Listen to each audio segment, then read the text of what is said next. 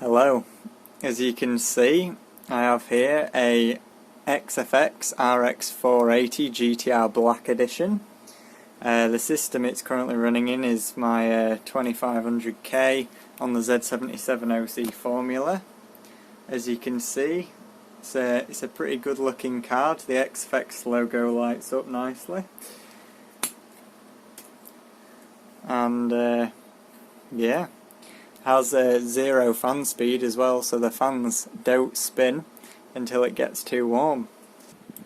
So as you can see, we've got GPU Z open here, and I'll open CPU Z as well. So as you can see, system we're using i5 2500K, 4.8 GHz, 1.38 volts, ASRock Z77 OC formula, and usual memory, 4 GB of G.Skill Ripjaws X. So here it is, the GPU.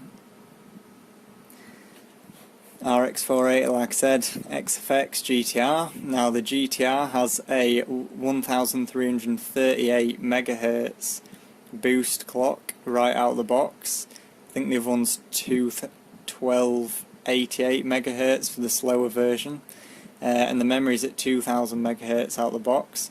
I'm using the latest drivers. These came out on the 15th, I think, of this month, and it's only the 23rd, so that's pretty good. Obviously I only have one card, so Crossfire is disabled.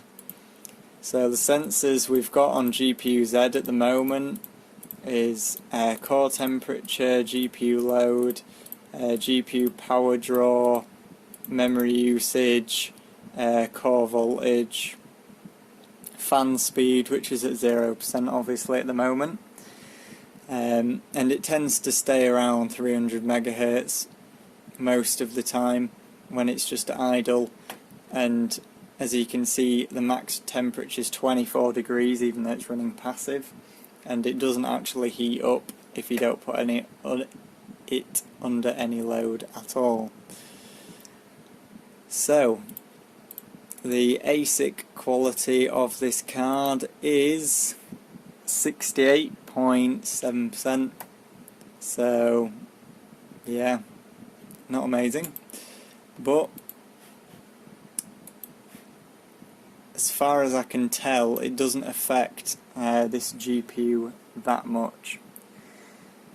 So what I'm going to do is to show you the temperatures. I'm going to use 3D Mark 11, and I'm also going to use Sapphire Tricks to overclock it. I've found that this, oh my god it's giant, is the best overclocking utility to use for the new AMD cards. Unfortunately Afterburner doesn't have any voltage control or anything currently, well my version doesn't anyway. So this could be interesting. I might have to put it back up to 1080p. But anyway, we'll leave this open in the background, and we'll leave GPU Z open in the background as well, so you can see what kind of temperatures we get. And this is completely stock, just straight out the box. The only thing I have done is in the Crimson drivers, because I had a bit of a play around with this yesterday. So we've got it overriding the application settings for benchmarking so that it can only use 2x AA and AF max, and also tessellations off, which helps a lot on AMD cards. So we're just going to run the benchmark tests and you'll be able to see what we get, I suppose. So as you can see, the fans haven't actually started spinning up yet, and it's on GPU test 2 now, so we'll see when the fans start to spin up.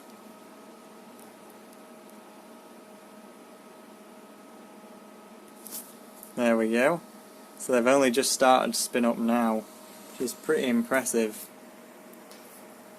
Now the card does have a single 8-pin connector, and you can just see the dual BIOS switch just there, if the camera will focus on it, yeah.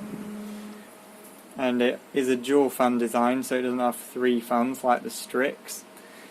but the cooler is still exceptional. As you saw, it's got 3 display ports and a HDMI and a DVI. And other than that, it's not a particularly interesting or amazing cooler. One good feature is you can take out the fans. You can hot swap the fans with these little clip things, and then you can just replace the fans. You can get LED fans, which I don't really care about, but some people might. So yeah, it's a pretty good looking card. It's pretty quiet for the most part, unless you put the fans on 100%, which I'll do later. But as you can see, it's on graphics test 4 now, and it's still going along nicely. So it's now finished the test. As you can see, it's disappointed that we haven't got tessellation on and everything. So it says it's better than 94% of all results, which is amazing. It's at stock, no one cares. So you can see here we've got a graphics score of 22,830, and if we look at the detailed results, I'm actually beating everyone by miles, which is quite worrying because it's stock, but whatever. So you can see there we got 87 FPS in GT1, 106, 140, 80 FPS, so we're well over a 60 FPS in all the tests really, apart from the combined test, which will be being held back by the CPU a bit. So we'll see what we can get up to. Maybe we can get 20,000 at a push. Obviously the CPU is going to hold us back a bit, but I think we should be able to get 25 on the graphics score at least. So we're just going to start off on stock voltage. I'm going to whack the power limit up though, and actually I'm going to change the resolution of now that we can actually see all of tricks properly and apply the settings when we get a score. So I'm going to again shove the power limit up to 50%, and I'm just going to raise the GPU clock. We're going to start at 1375. I think that's a good place to start. It's a decent bump over stock. I'm just going to apply that. I'm also going to stick 2100 on the memory as well. And apply that. Oh, before I forget as well, I'll show you the temperatures. So the max temperature during that first run is 63 degrees C. Now the fans come on at about 60 degrees. So for the max temperature to be 63, I mean the fans came on at about 50% fan speed and were around 38-39%. The card was only drawing about 130 watts. That's just the core, by the way. That's not the entire card. That is just the core. And the stock voltage for this card is 1.15 volts. So we're going to run 3D Mark again with our new settings and hope we get a higher score.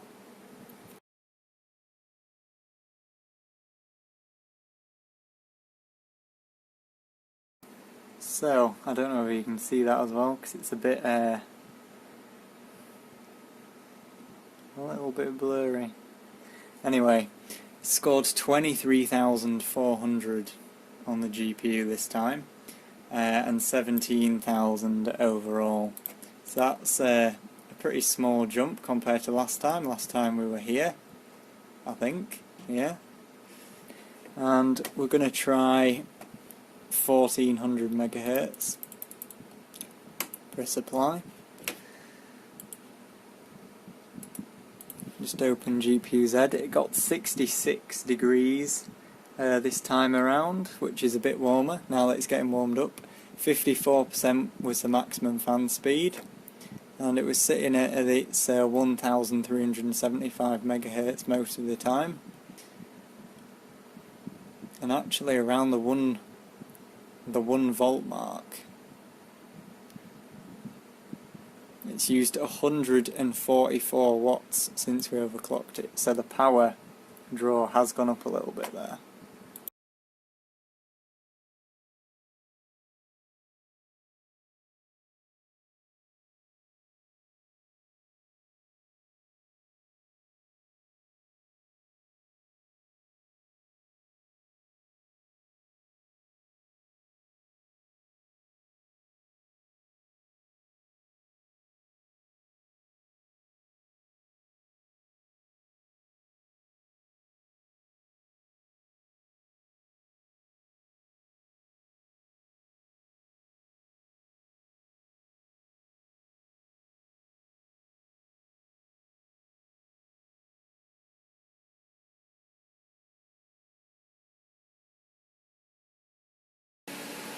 and at last I actually managed to get a score for 3D Mark 11. It's pretty good. Look at that, first in class by miles. Seems the CPU was making it crash, or it was the memory maybe, so I lowered the memory speed a bit to ease off the memory controller. Well, I actually increased the timings and I slowed the CPU down just a tiny bit.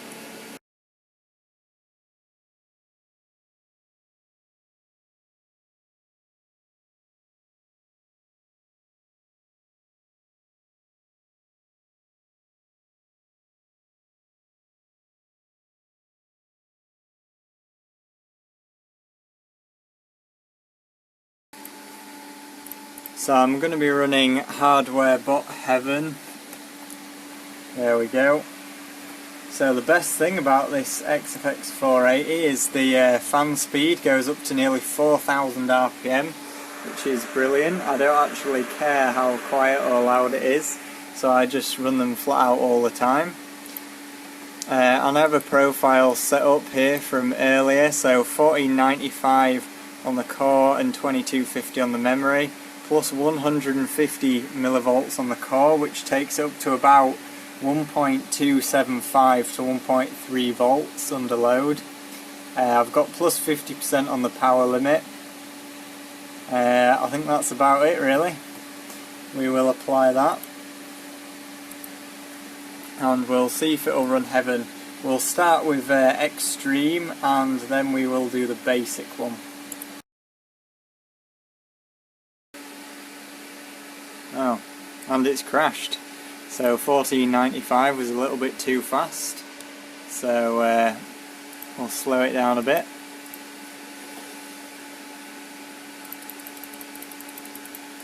We'll probably start with 1485 this time.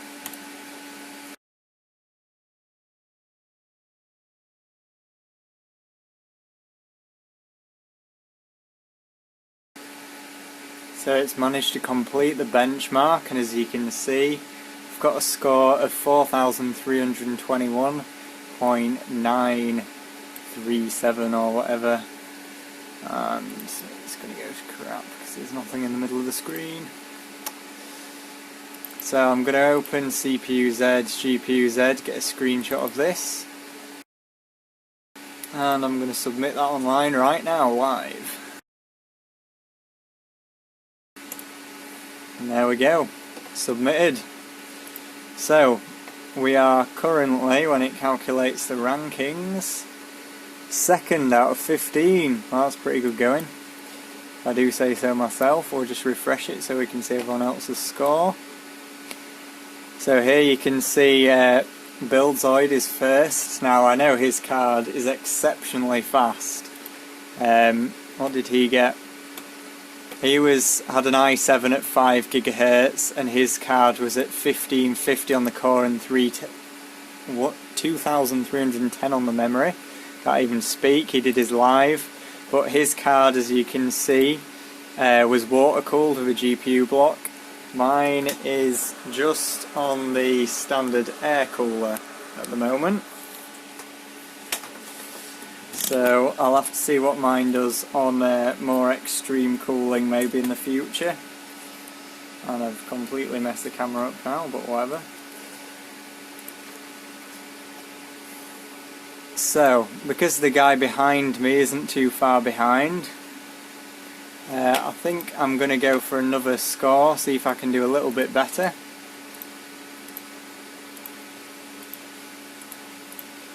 So I'm just going to up the core clock 5 MHz, try 1490 because 1495 crashed, and we'll run it in DX11 again.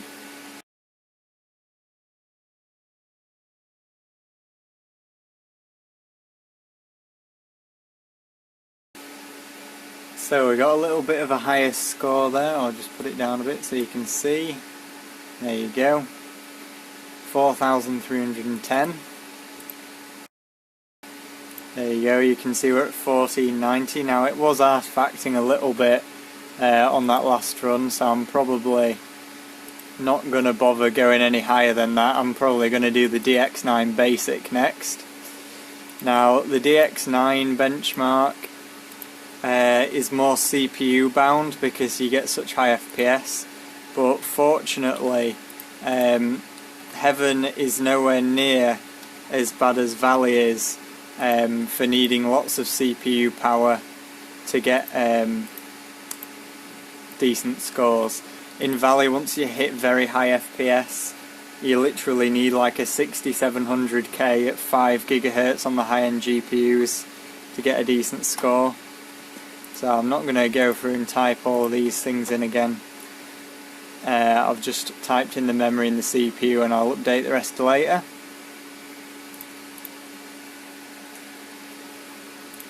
So that's submitted. My last score was actually higher. Wow, that is impressive. Wow, great, genius.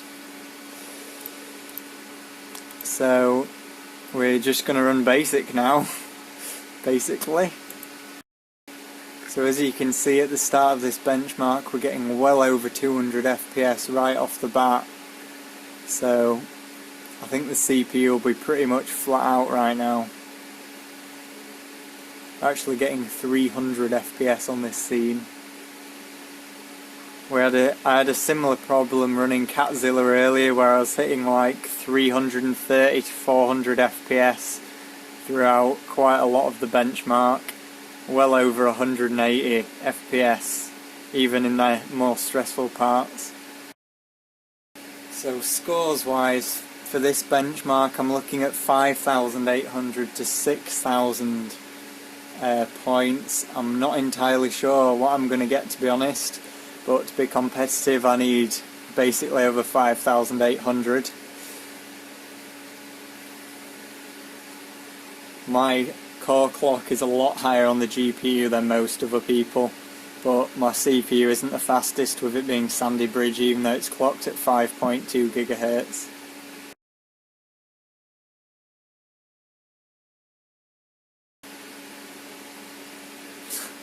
Crashed on the last test. Oh my god, that's annoying. Wow. So what we're going to do is we're just going to end that. That was super annoying. And all I'm going to do is I'm just going to restart the PC quickly, and then we're going to have another go at the same speed. The other thing I'm going to try as well is lowering the display resolution. I think the benchmark's in like 1280 by 1024 or something. So we'll try that. And the other thing I'm going to do is actually need to open tricks first. There we go, that's a bit better. Hopefully it'll run this time all the way through.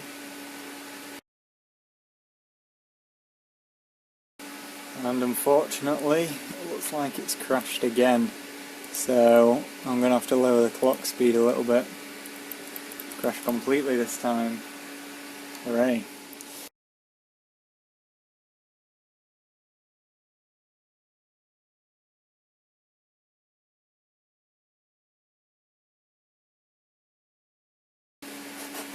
If you're wondering what the power draw's like on this system, under load right now it's drawing about 410 watts.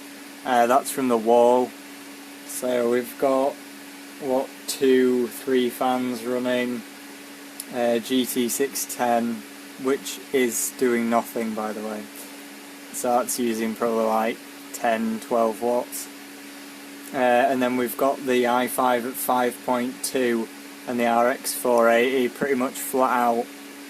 Now I have done a fair bit of testing with the power consumption, and at stock speed on the RX480 with the i5 at 4.8 GHz it was getting I think it was using about 300 watts, and then once I bumped it up to max overclocks it's using 400 watts.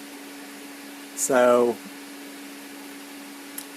I think the highest I've managed to pull with the system like this was in Firestrike, the combined test in Firestrike, and that was about 470 watts. It's getting on for 500 watts. Now I reckon you could build a PC with 2 of these RX480s in SLI with a more modern CPU that pulls about 450-500 watts under full load. Right, because I just want a score at this point, just to make sure it's not the CPU, I'm gonna do some pretty conservative overclocks here.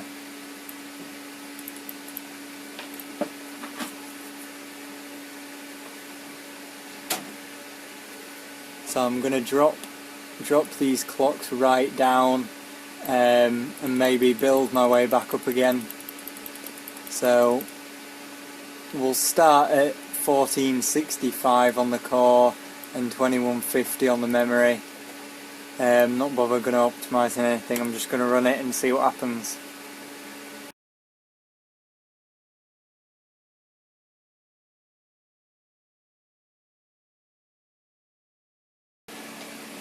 Hooray, so I've actually made it to the end and got a score. It's actually a lot better than I thought as well.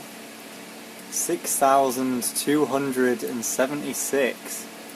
That is pretty good. And at a much lower speed than I was running before as well. I've also added 2 fans. Just try to do this without breaking the tripod again. There you go, you can see I've added a 38mm thick fan and a 120 just sort of straight in front of it, so they're getting cool air, making sure none of the air that's blowing out the card, because the air blows out the side of the card, so it could get sucked in and sucked back around again. So I've put these 2 fans here blowing cooler air over it. Hopefully I'll be able to get back up to the clocks that I wanted to run at. We'll have to see. So we're going to submit that, see where we are. Oh, second again. Well, that wasn't too hard at all. So we are quite a long way behind the guy in first. The guy in first has nearly got 7,000. As you can see there, 6,935. He's using a 6700K at 5.5 gigahertz, so I don't think we'll be catching him anytime soon, unless I can pull off some kind of miracle here. I think it is CPU limited. So we'll just close a few things. We'll up the clock speed just a little bit, 1475, might go up on the memory. We'll try 2175 just for now. And again we're going to run basic.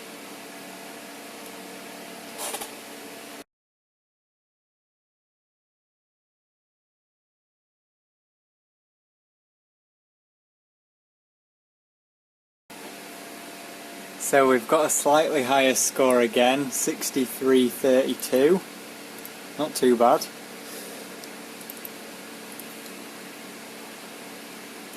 Now, like I said, we are being limited by the CPU quite heavily here, I think, so I don't think we're going to get much higher by overclocking the GPU. I'm definitely not going to get that first place, but we can try.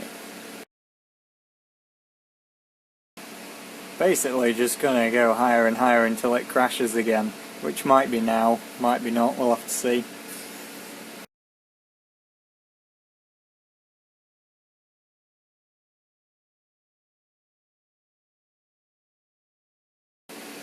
So it's finished again. We've got 6,368 now. So we're climbing up there. We might hit 6,400 before the GPU gives up. The other thing I could do is try and overclock the system memory a bit more. I don't know whether that'll actually help, but I could tighten the timings on the system memory a bit. I'll probably try that next.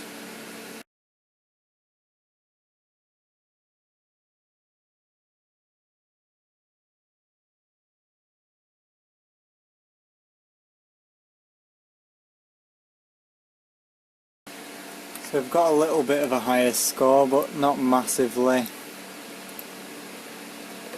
6,378. Doesn't look like we're going to hit 6,400. I'm presuming we're being limited by the CPU now.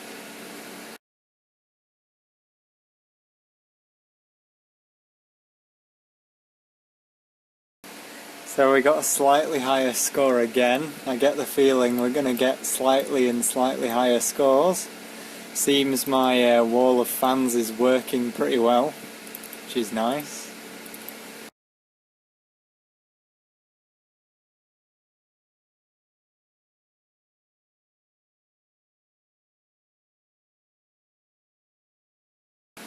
So this is good, we've actually hit 6,400, which is pretty nice, and it works at 1495, which is also really nice. Pretty proud of that. Can't say it's actually got me any more points on HWBOT or anything, but oh well. Nice to get that score, that number.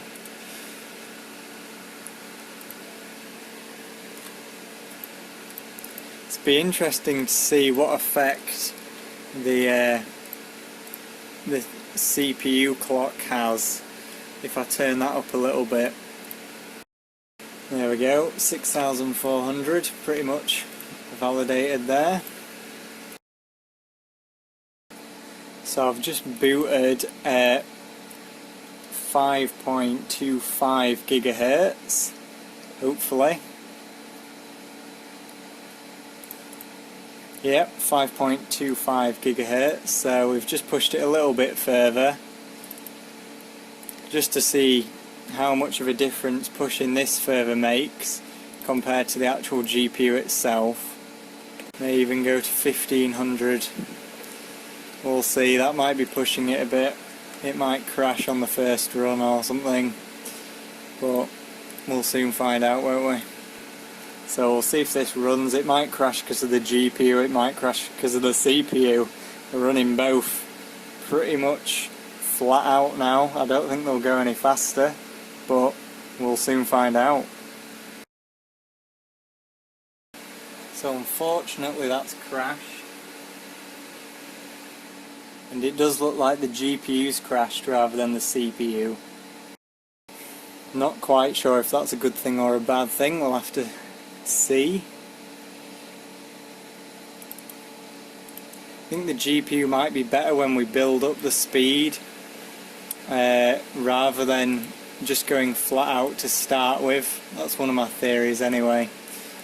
The other thing is, because the CPU is going faster, the GPU will also be working a bit harder, so there is that as well. So it looks like the GPU's crashed again, so it does seem like the memory, so it actually might need the memory building up in speed rather than the core. I'm not entirely sure, to be honest.